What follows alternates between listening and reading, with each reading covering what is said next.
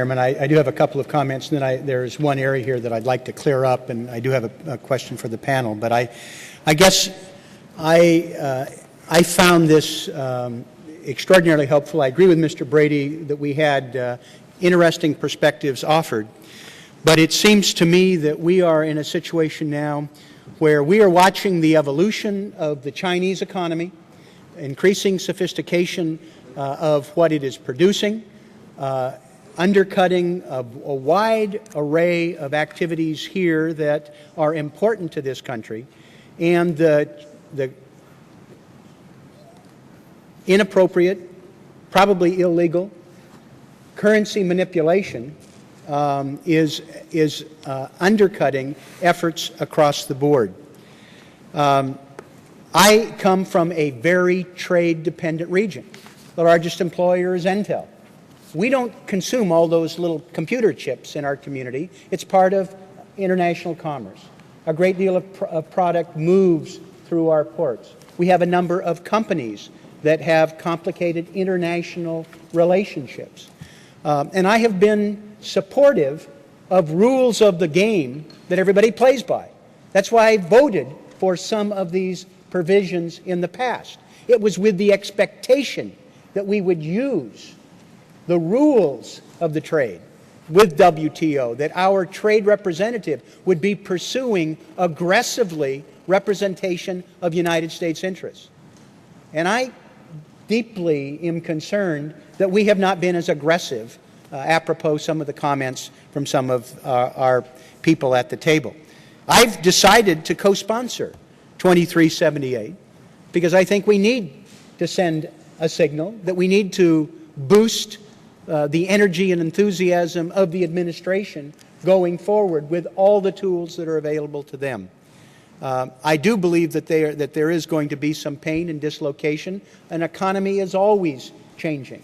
But from Mr. D'Amico to Mr. Gerard, I heard a consensus emerging about the challenge we face, the difficulty of a hurdle that even if it's only 20 to 40%, for American products versus exports versus imports, that's 40 to 80%. That's a big hurdle to climb. But I wanted to just zero in on one little factual issue because I heard something very different from the testimony before us about what happened on the case that dealt with the tire case. And my friend Mr. Brady suggests that that had been a disaster for the United States, that sales are off, employment is off. I thought I heard Mr. Gerard, who represents some of these people, suggest that there was a different outcome. And I would, if I could, just turn to Mr. Gerard to clarify, because I thought I heard you say something that was different from my friend from Texas. Yeah, I'm not quite sure how to start because I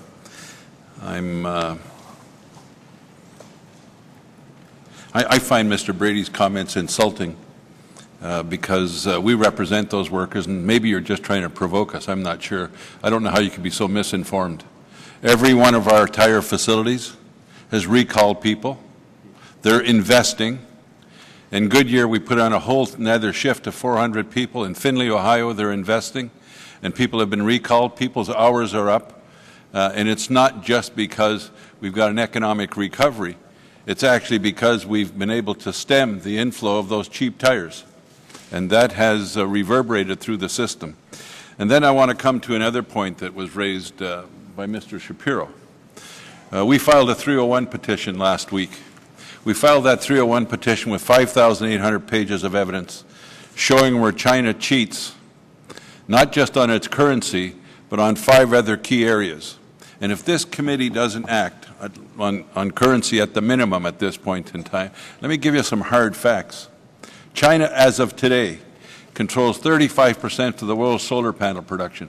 Plants that we represented in Ohio that made glass are closing because they can't compete with China. And the Chinese leadership has said they're going to dominate the world in renewable energy products, even if they have to sell under the cost of production. Wind turbines from China have doubled in 2 years. Our wind turbines have gone down. Plants that we make, or plants that we represent where they make wind turbines, had layoffs. Tomorrow I'm going to testify in a paper case. While our paper industry was going down by 10%, their imports climbed by 10%. You want to talk about advanced technology products? Everybody knows what advanced technology products are. We now have a $79 billion annual trade deficit with China on advanced technology products. Rare earth minerals, China controls 98% of rare earth minerals. You can't make a guidance system without rare earth minerals. I agree with Dan D'Amico. I don't blame the Chinese for doing what they should do for China. I blame us for sitting on our hands and letting them do it to us. And I get stunned by the level of ideological rigidity to accept the facts of reality. And if we want to talk about having a sense of negotiation, you negotiate from your paper. You empower your team. So whether we're going to have Secretary Geithner in the administration in unilateral negotiations with China, whether we're going to be in multilateral negotiations with China, you empower your team to get success. You don't tie their hands behind your back. Thank you very much. And I have to excuse myself. I've got to go work on another trade case. Thea Lee, the Chief of Staff to Rich Trumka, is going to sit in for me if there's any questions. She's far more skilled than me, and she's far more diplomatic. Thank you very much.